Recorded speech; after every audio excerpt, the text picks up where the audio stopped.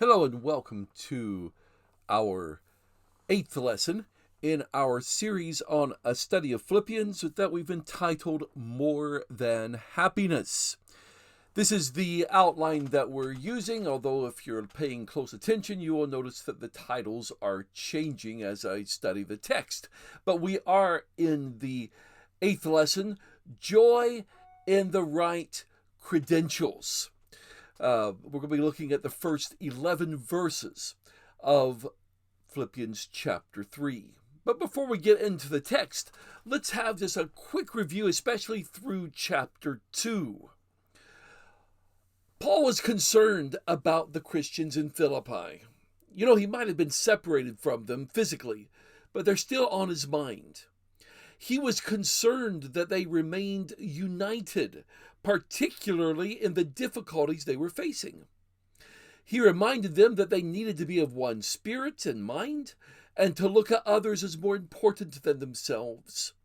They needed to have the mindset of Jesus, the attitude of Jesus, not looking to themselves, but to others, as is seen in Jesus being willing to leave the heavenly realms to live on the earth and to die on a Roman cross. And because of this, God highly exalted him. This was the attitude of obedience that they needed to have, and that Christians still need to have.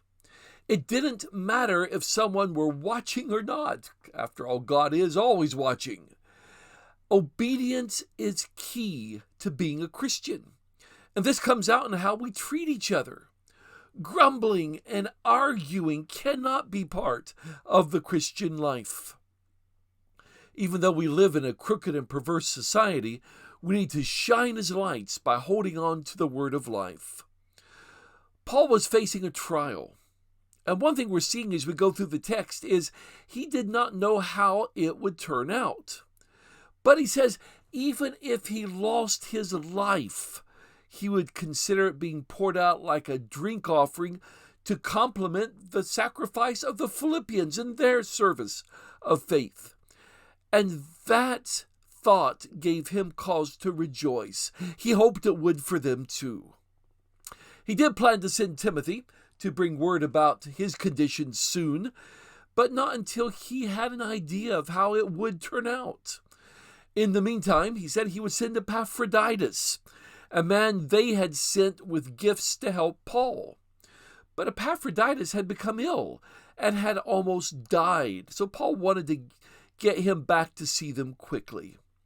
He would bring word of how Paul was doing, and most likely he brought this letter with him. Paul hoped to make a visit in person to them very soon, though. F.F. Bruce, as we get into chapter 3, sort of summarizing chapter 2, he wrote this. He said, with this communication about Epaphroditus, now the epistle seems to be at an end. He's quoting a man named Ewald there. And he adds, if so, nothing remains but a final word of greeting. The reader is therefore prepared for finally. And that's where we start the text in chapter 3. Finally, my brothers and sisters, rejoice in the Lord. To write this again is no trouble to me, and it is a safeguard for you. Beware of the dogs, beware of the evil workers, beware of those who mutilate the flesh. For we are the circumcision, the ones who worship by the Spirit of God, exult in Christ Jesus, and do not rely on human credentials, though mine too are significant. If someone thinks he has good reasons to put confidence in human credentials, I have more. I was circumcised on the 8th day, from the people of Israel, and the tribe of Benjamin, a Hebrew of Hebrews. I lived according to the law as a Pharisee. In my zeal for God, I persecuted the church. According to the righteousness stipulated in the law, I was blameless. Although it might sound like we're approaching the end of the letter, finally, but if you look at your text, we're but halfway through. So why the finally here? F.F. Bruce went on to say, finally, The natural inference from this phrase, drawn by most commentators, is that Paul is on the point of finishing his letter. If the letter be regarded as a unity, as just one letter, not additions put into it, tacked onto it, if the letter be regarded as a unity, it must be assumed that something suddenly occurred to him which prompted the warning of verse 2 with its sequel. So it's maybe he was heading towards it, but then maybe not. Because the Greek word for finally could be translated other ways, and some translations do translate it in different ways. The NIV translates this further. Further, my brothers and sisters, rejoice in the Lord, we find in Philippians 3:1 of the NIV. Green, in he calls it his literal translation. He says, for the rest, my brothers and sisters. So what's going on here? Well, the Greek word here is the word loipon, and it indicates the rest, or what is remaining, the rest of what he planned to write. So further might do well there. So whichever it is, what he's telling them is they should always rejoice in the Lord. I hope that this message is getting through the text, because every few verses we find something about giving joy or their need to rejoice in the Lord. F.F. Bruce reminds us that this is actually from the Psalms. Rejoice in the Lord echoes an exhortation related in the Psalms. He cites a couple of Psalms there. The people of God rejoice in him because he is their exceeding joy, as the psalmist puts it in Psalm 43, verse 4. And he said, cross-reference that to Romans 5:11, we rejoice in God. Think about that just for a second. No matter what we do, no matter what happens to us, we are to be a people of joy, a people whose lives are characterized by rejoicing in the Lord, by rejoicing in Jesus. Of all the people in the world, we have the most cause to rejoice. And as Paul told them, writing this again and again, and we are seeing this again and again in this particular letter, but he says writing this again and again was not a problem for him, and it was good for them because it provided a safeguard for them. The Greek word here for safeguard, asphalos, it means firm, that which can be relied on, something that's certain, something that's true. And it would appear there in the context that our joy in Jesus, Paul's saying, is something that we can rely on. It's firm, or at least it should be firm. But it's interesting, commentators go various directions as to what this safeguard is. A writer named Caird says that some take joy as being the safeguard against the attitude which judges people and things entirely by the use that can be made of them. And that may be the idea we find there. Others, though, take the view that this is not really part of the original letter, but that somebody down the line has inserted this, and that Paul here is simply talking about unity. Could be that, but I doubt it. Still others take the safeguard to be the warning that he's just about to get into in verse 2. And maybe that's a possibility as well.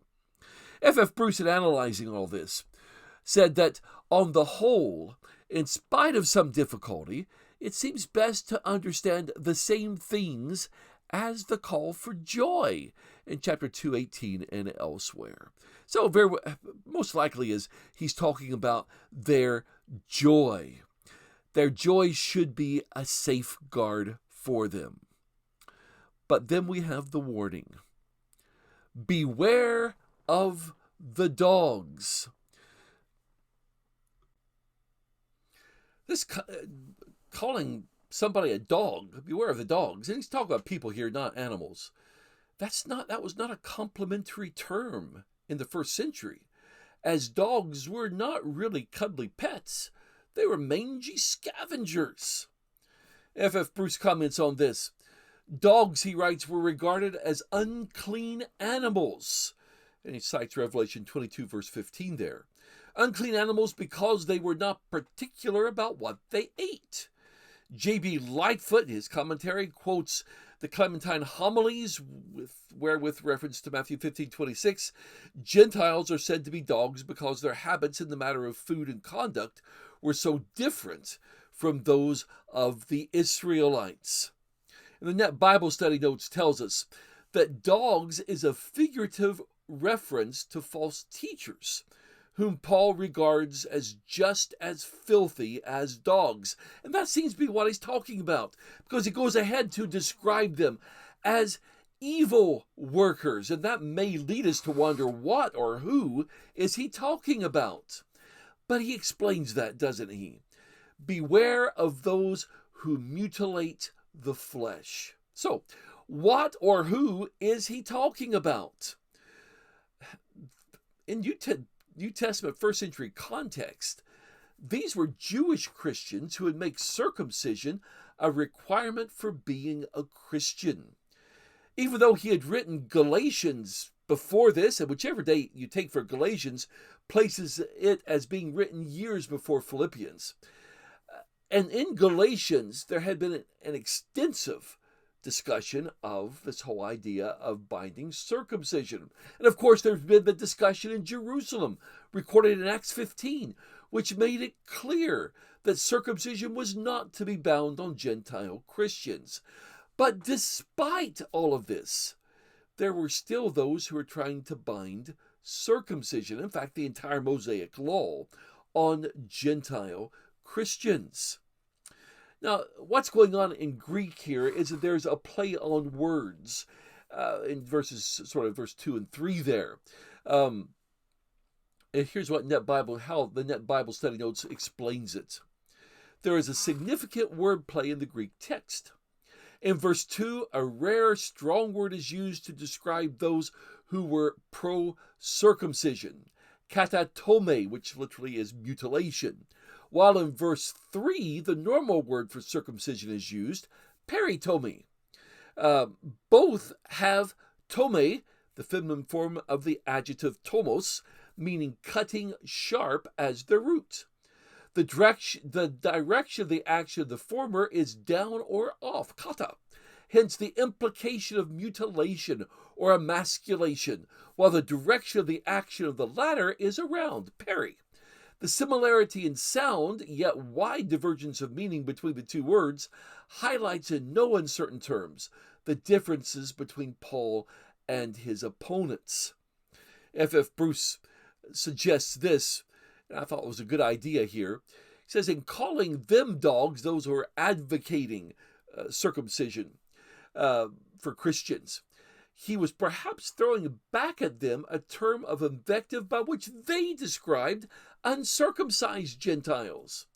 It was all the more apt if he pictured them as prowling around the Gentile churches, trying to win members to their own outlook and way of life.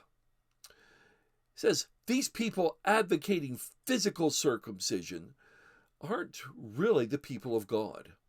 He writes that the true circumcision, the true people of God, were those who worshipped and served God by his Spirit.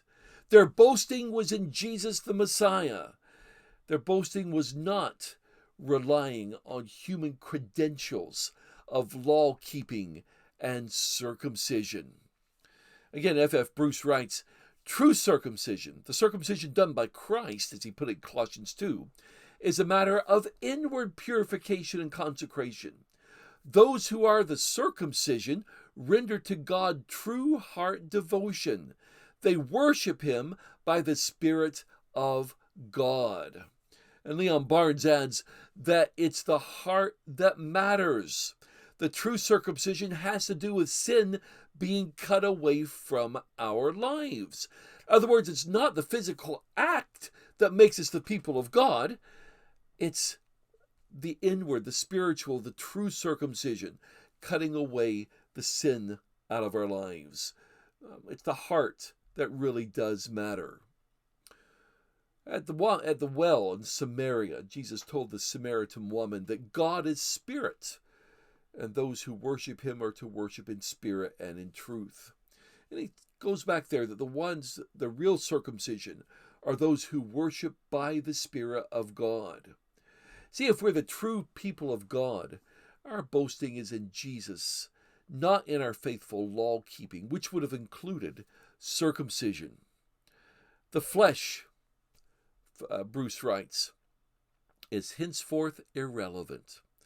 Physical circumcision has been replaced by the circumcision of the heart, which is by the Spirit, not by the written code. The word rendered flesh, the Greek word sarx, is used by Paul not only in its ordinary sense, but also to denote unregenerate human nature, and sometimes to include practically everything apart from God in which people mistakenly put their trust. Yes, the flesh is not where we are to place our trust. Ralph Martin says that our boasting is not in ourselves, which is the essence of sin, but in another whose arm alone has brought salvation and on whom we rest in utter confidence and self-distrust. It's an attitude which deflates pride, especially in our religious virtues and attainments, and exalts the sovereign grace of God and his matchless gift on which we have no claim. Now, it very well could be that the people showing up in Philippi, pushing circumcision on the Gentile Christians, may not have yet happened. In fact, Tom Wright in his commentary suggests it hasn't happened yet. He wrote, the problem hasn't actually arisen yet in Philippi, but Paul is aware that it could at any moment. More important for him just now is to use this necessary warning as a bridge to the positive things he wants to say in this chapter, to which we'll come in the next section. You know, if anyone had reason to boast in human credentials, it would be Paul. And he says that, doesn't he? Paul had a wonderful Jewish pedigree.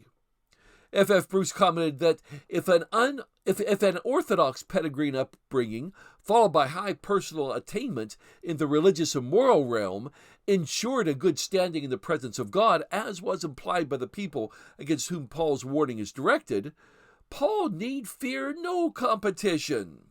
So he's going to detail 7 things that shows that he had a good Jewish pedigree, good Jewish credentials. It is interesting that there are 7 7 of things crops up continuously throughout the scriptures. Ralph Martin mentions these 7 and mentions that the 7 advantages are in 2 categories, and they are retailed, as Bingle says quaintly, as though Paul were numbering them concisely and pointedly on the fingers of his hands. 4 items in the catalog were his possessions by involuntary heredity. In other words, he didn't do anything to get those, he was just born. The other 3 were his by personal choice and conviction. So he begins enumerating these. Starts off, he was circumcised on the 8th day. In other words, he was a good Jew from the start of his life. He was a Jew by birth and not a proselyte from paganism. He is from the people of Israel. He's born into the chosen people. He's part of the covenant community by circumcision. And more specifically, he was of the tribe of Benjamin. And he doesn't mention it, but he probably could have pointed out, it would seem, that he'd even been named after the first king of Israel, because his name was Saul. You know, think about the tribe of Benjamin. We don't think that much about it. Judah's the one that really comes to mind. But Benjamin were a faithful tribe, despite their rocky start that's recorded in the book of Judges when they were almost wiped out. But throughout history, they remained faithful to God in the southern kingdom, and they were there. And so they were a good, faithful tribe. Of course, they produced the first king as well. Paul described himself as a Hebrew of Hebrews. And the idea there is that he was a Hebrew son of Hebrew parents. And that term Hebrews, those were Jews who normally spoke Aramaic. The Hellenistic Jews would speak Greek. But when the Hebrew Jews were in the synagogue, they would speak only Hebrew. They would worship in Hebrew. They were the purebloods, I guess we would say today. So it seemed that Paul's family, although he was brought up in Tarsus in the diaspora, they were careful to avoid assimilating Greek culture into their Jewish lives. He was a Hebrew of Hebrews. And on top of this, he was from the strictest group of Jews. He had been a Pharisee. Now, we tend to look down on Pharisees because they're identified in the life of Jesus as hypocrites, identified by Jesus in that way. But that's not the way people looked at him in the first century. The people looked on them as the epitome of what a faithful Jew should be. And, by the way, they looked on themselves in the same way. Wiersbe pointed this out. He said, while we today are accustomed to use the word Pharisee as the equivalent of hypocrite, this usage was not prevalent in Paul's day. Measured by the righteousness of the law, Paul was blameless. He kept the law and the traditions perfectly. And not only was he a Pharisee, he was zealous for God. Zeal for God was an honorable tradition in Israel. Now, in the first century, there is also a group known as the Zealots, who were very militant nationalists. They took zeal to an extreme. Paul's not claiming to be part of that group, but he is saying that he was so zealous for God that he persecuted God's people. What he's saying is, he thought that this was what God would want him to do, and that's what he was doing. F.F. Bruce writes that if in 1 Corinthians 15:9, his persecution of the church, viewed from a later Christian perspective, was the sin of all sins, rendering him quite unworthy of the grace that yet called him to be an apostle, nevertheless, when he was actively engaged in the work of persecution, he regarded it as his most acceptable service to God. And he did. He did. So, his summary of his life was this, that as far as the law went and the righteousness that it required, he was blameless. In other words, you couldn't get a better Jew in the first century than Saul had been. And by the way, by saying that he was blameless, he's not saying he was sinless. But as far as the law was concerned, he was blameless. He made sure he took care of everything. If anybody could rely on their human Jewish credentials, it was Saul of Tarsus. F.F. Bruce writes that when Paul claims he could put up a better record in the flesh than most people, if he still attached any importance to this sort of thing, which he does not, he means not only external ceremonies, but a wide range of heritage, endowment, and achievement. The contemplation of this wide range once filled him with deep satisfaction, as it would, I guess, any good Jew.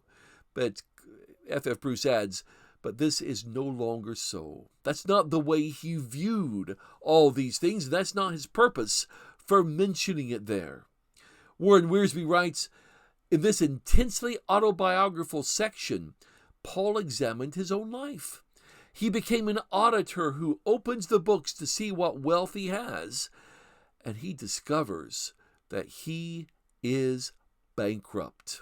Yes, he mentions all these things, but when we get to the next verse, he starts with but. There is a but.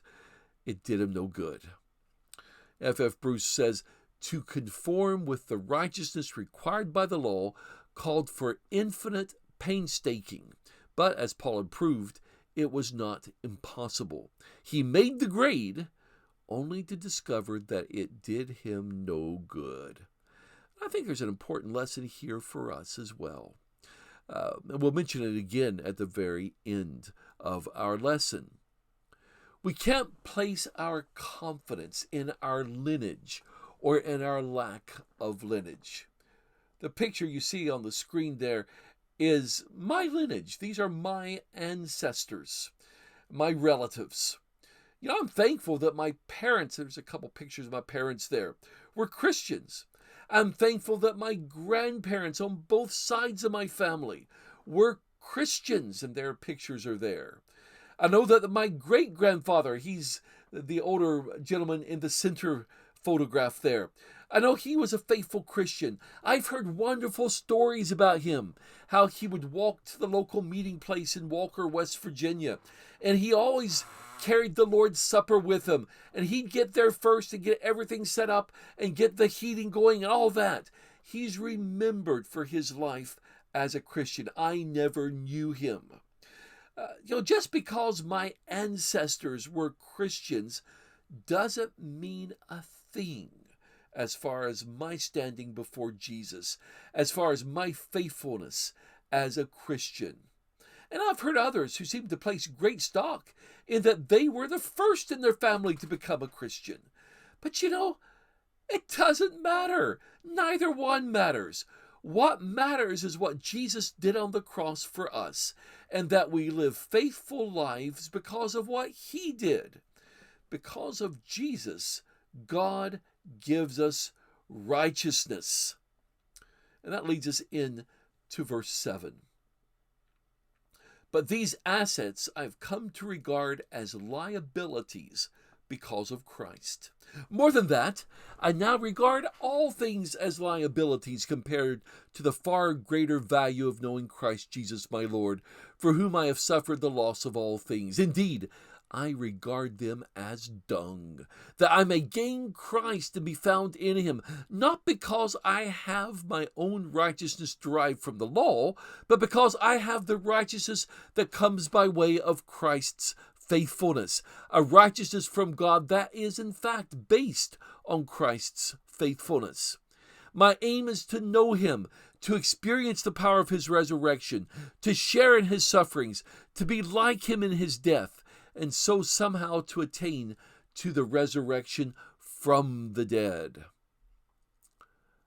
But, he starts, but all these things that he could have placed his confidence in, he says they weren't a profit, they were a loss. What a Jew in the first century might have regarded as an asset, he looked on as a liability. These weren't in the profit or gain column. These were in the loss column. F.F. Bruce writes that from the credit side of the ledger, they have been transferred to the debit side. They're not merely seen to be valueless and irrelevant, but he'd be better off without them. He does not deny that it was a great privilege to have been born a Jew and have access to the oracles of God. He does deny that one can rely on such privilege as a basis of divine approval. What was it that made the difference? Why did he now look on all these things that a good Jew would have taken pride in? Why did he consider them a liability now? Well, the answer is very simple. It was the Messiah. It was because of Jesus and all he did for us. He had learned that it wasn't a matter of law-keeping, but a matter of faithfulness to the Messiah, a matter of obedience. But still, why were these things liabilities?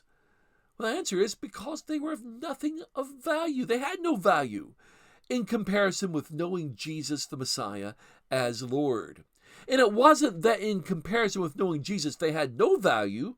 The reality Paul's saying is they had a negative value. They didn't do him any good whatsoever. Because of Jesus, Paul was willing to suffer the loss of everything that he would have considered important. F.F. Bruce writes, knowing Christ Jesus my Lord is personal knowledge. It includes the experience of being loved by him and loving him in return, and loving for his sake all those for whom he died. He is assuredly emphasizing that it's the only form of knowledge worth having, a knowledge so transcendent in value that it compensates for the loss of everything else. And Ralph Martin writes, the Pauline expression to know Christ is intimate. He says, my Lord, and glows with the warmth of a direct relationship. And that's the relationship we too need to have with Jesus. Paul regarded all he had relied on as worthless. In fact, as the text here puts it, as dung. Many translations, maybe it's making it more acceptable to our ears. The Greek word does have this idea in it as well, but it is very much toned down. NIV puts, he regards it as garbage. Maybe that gets the idea across. The English Standard Version, New American Standard Version, regards it as rubbish. The Greek word is the word skubala, and refers to any refuse, as the excrement of animals, rubbish, dregs, something that's worthless and detestable. And that gives you the idea of how this word would have been heard by those in the first century. By the way, all that, calling those things that way may seem extreme to our ears. But there's a reason. He realized that anything he placed his faith in apart from Jesus might keep him from gaining the Messiah. That was what was most important, gaining the Messiah. Now, Bible Study Notes explains why it translated this word, skubala, as dung. It says this: the word here translated dung was often used in Greek as a vulgar term for fecal matter. As such, it would most likely have had a certain shock value for the readers. This may well be Paul's meaning here, especially since the context is about what the flesh produces. So that's why they've gone with the more severe word, dung. Ralph Martin suggested, though, that a word like muck conveys to the modern reader something of a distaste and disgrace of the original term, and such an expression shows how completely the apostle had turned from his pre-converted ways. All confidence in the flesh is contemptuously cast aside and abhorred as dirty muck. And that may get the idea if that's our connotation of the word muck. But what he's saying here is that what was of utmost importance was gaining the Messiah and being found in him, not of trying to derive his own righteousness from keeping the law. In fact, he says he lost everything. He lost it all to gain the Messiah. F.F. Bruce wrote, for him, in short, life was Christ. To love Christ, to know Christ, to gain Christ. Christ is the way, and Christ is the prize. Paul's righteousness came not from law-keeping, but because of the Messiah's faithfulness. This was a righteousness that God gave and was based on what the Messiah did and being faithful. This is what Paul had written about, if you remember, back in chapter 2 when he talked about the mind of Jesus, the mindset of Jesus. He wrote there, beginning of verse 6, who, though he existed in the form of God, did not regard equality with God as something to be grasped, but emptied himself by taking on the form of a slave and by looking like other men and by sharing in human nature. He humbled himself by becoming obedient to the point of death, even death on a cross.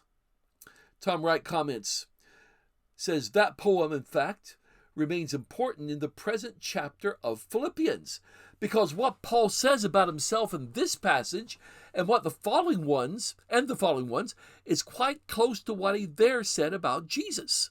Jesus didn't regard the huge advantage he had, equality with God no less, as something to exploit. Rather, he interpreted it as the vocation to die on the cross, and that was why God exalted him. It's because of his faithfulness that God gives us righteousness. Now, the Greek here can go in one of two directions. One of them there you have reflected in the Net Bible. Many translations, probably most of the ones that are in use today, the NIV, ESV, New American Standard, don't have that. They have instead not having a righteousness of my own that comes from the law, but that which is through faith in Christ. And the commentators will tell us that leaves us with a translation dilemma. Should it be faith in Christ, or should it be the faithfulness of Christ? And interestingly, most translations have one, and they put the other as a possibility in the footnote. F.F. Bruce, by the way, believes that the NIV rendering should be the correct one. The Net Bible Study Notes, who takes the other one, said this: a decision is difficult here. Though traditionally translated faith in Jesus Christ, an increasing number of New Testament scholars are arguing that the Greek phrase pistis Christou and similar phrases in Paul involve a subjective genitive and means Christ's faith or Christ's faithfulness. After reading through the discussions on both sides of it, I wondered, does it really matter? Because both are true, are they not? It was because of Jesus' faithfulness, and that requires our faith in him. Tom Wright said much the same thing in his commentary. He said, in 2:8 he described the Messiah's achievement as his obedience even unto death. Here he describes it as his faithfulness, but the two mean substantially the same thing. And the way we share in the Messiah's faithfulness is by our faith. Our belief that the crucified and risen Jesus is the Messiah, the Lord of the world, and our loyalty to him are the sign and badge that we have a credit balance consisting simply of him over against all the debits we could ever have from anywhere else. F.F. Bruce says that, but his ambition is to be found in him on the great day. And that vision can only be realized if he's continuously and progressively living in union with him during this mortal existence. And to this end, Paul gladly jettisons everything else, including his formerly prized righteousness that comes from the law. Now, it matters how we live now and having this relationship with God. So that changes the entire focus of our lives as Christians. And Paul says his aim, his goal, was to know Jesus. Knowing the Messiah is an inexhaustible fullness. That's the way F.F. Bruce described that. I like that phrase. It's full, but it's inexhaustible. You can't use it all up. We need to know the Messiah. And think about it. We can never know it all. There's always more to know. So we can be filled, but it's such an inexhaustible thing. We can continue adding to it. It's inexhaustible. But he wants to know Jesus, wants to know the Messiah. He wants to experience the power of his resurrection. This power enables us to ignore the enticements of sin. This power enables us to live a life of holiness that's pleasing to God. But it goes further. He wants to share in his sufferings. And that, by the way, to Paul was an honor. This enabled him to enter into a closer fellowship with Jesus, what he went through as a Christian. And then he says he wants to be like him in his death. That's something to think about. F.F. Bruce comments on that. He says, becoming like Christ in his death was for Paul partly self-identification with Christ crucified, partly a matter of daily experience, partly an anticipation of bodily death, which would more probably than not take the form of martyrdom for Christ's sake, as in the event it did. From what we can tell, he did die a martyr's death. And he ends this little bit here by saying, and to somehow attain the resurrection of the dead. This involved the hope that those who died believing in and living for Jesus, would be raised from the dead to be with him. And this for Paul was not an uncertain hope. This was something that he looked forward to. He did not shrink back from death at all. F. Bruce says, what Paul formerly regarded as achievement, he now acknowledges to have been failure.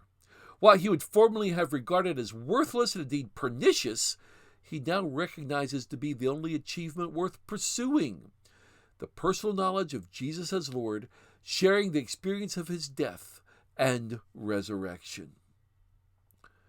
Can you see why Paul was willing to die for being a Christian?